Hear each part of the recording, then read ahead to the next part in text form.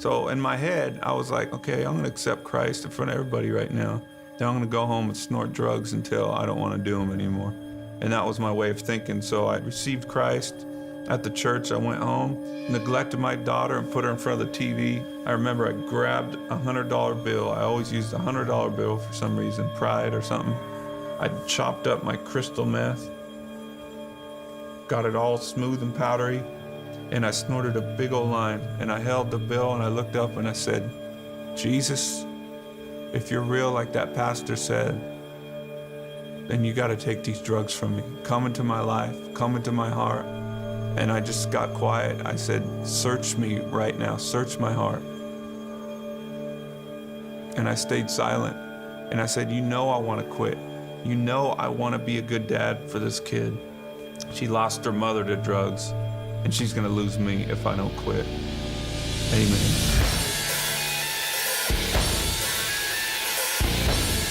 There's a high when you go on stage and you see all these people like just loving your music and loving you and stuff, and there's these girls and all these people going worshiping me. When you see all those people just going nuts for you, it's like, you know, it puffs you up inside. You're like, you know, I'm important.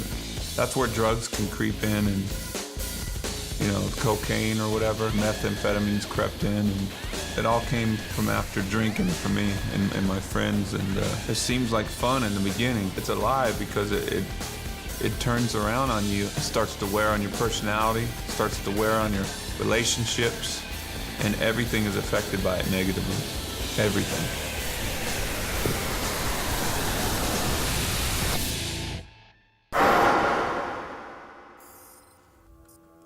There was a few times where life seemed good. My daughter, Janaea, she came into the world, and I was like, it was just such a euphoric feeling.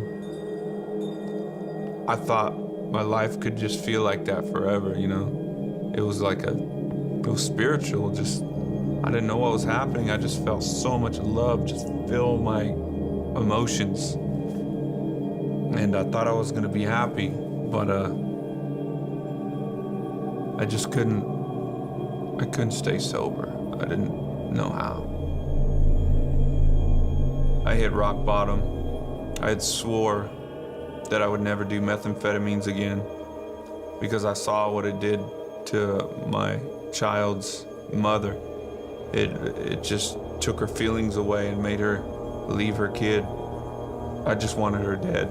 I wanted to kill her. I thought she was the scum of the earth.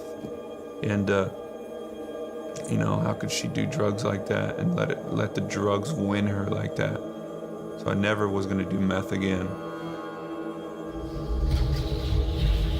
I ended up with a everyday crippling addiction to methamphetamine, and everything that I said about my ex-wife came true for me. I sunk to the lowest gutter I could ever think of. I would spend time with my kid, and I would still be on it because I needed it to function. I'd get up in the morning, have a peanut butter and jelly sandwich and snort meth, and then take her to school or whatever. It was just, I was a junkie. I started losing my mind. This guy would show up at my house with like a gun and stuff. And then I ran out in Europe, had my drug dealer just crazy send me drugs through the mail. I'd be tweaked out in my hotel room watching this package come from the US. It's just nuts. My life just was like spinning out of control. Janaea had come out on one of the tours in the US. I just remember her skipping around the house. She's singing one of our Korn songs called Adidas. All day I dream about sex. And I'm like going, what am I doing?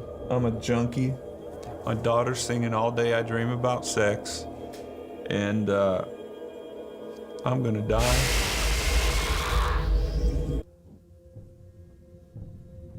Father?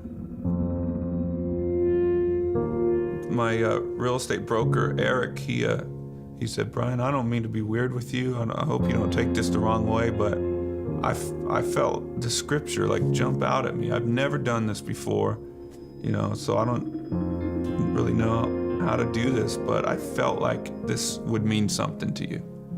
It's Matthew 11:28. Come to me, all who are weary and burdened, and I will give you rest.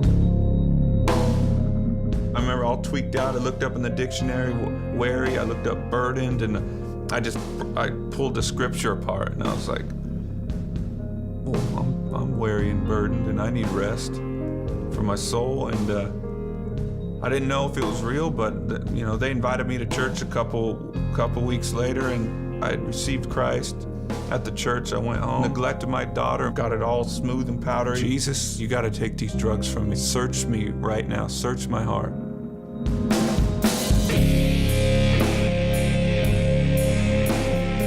Father, I felt so much fatherly love from heaven, and it was like, I don't condemn you. I love you. I love you. It was just love, and instantly that love from God came into me. It was so powerful that the next day I threw away all my drugs, and I quit corn. I was like, I'm quitting corn and I'm gonna raise my kid, because my kid, like, I got the love from God coming to me, and then it came out of me to my kid. It changed me. My heart was changed like that, and I was like, Janaea, Daddy's gonna be home with you all the time. I'm quitting my career. And her face lit up, and she's like, for me? She felt so special, and God used her to save me, to save her life later on. My dream came true way more than I dreamt about. I made more money. I played bigger shows. Houses, cars.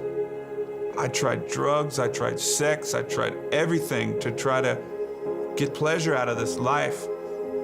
And I thought that I could fulfill my life with all this stuff by having my dream come true, and it came true, but it didn't fulfill it. When Christ came in, that feeling, he gives you the gift of understanding life, which is everything was created for Christ and by him, and we're created to be with him. And it's the most incredible feeling, because you're where you belong. And contentment is given to you in life because you don't have to look anywhere else. And you're exactly where you need to be. And the question about life is answered. I'm Brian Head Welch, and I am second.